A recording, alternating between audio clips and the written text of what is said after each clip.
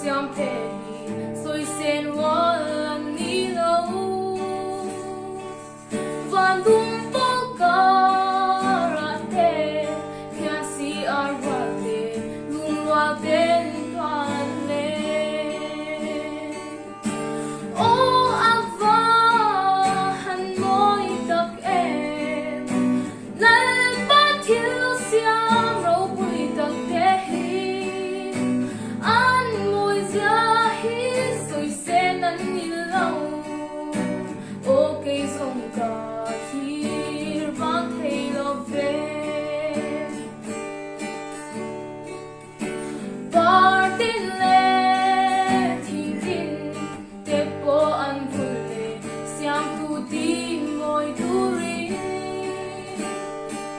sir va va khwai pheng pheng leng tin an de chin mi tan lung lo na o ava han moi tak em lai ba thil siam ro pui tak te hi an moi zia hi soi sen an ni lo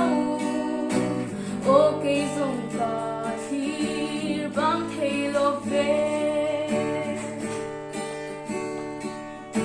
phun phut thiang lên ko a sen wai mai o thiring har ke ka ta cha la po ro mei zang le hen zong zong ki siam tu pu chwa kan ni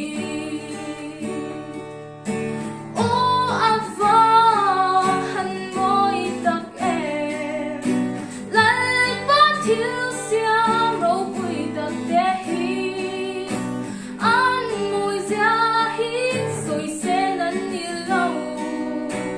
o ke song ka hi bang thei lo ve o ke song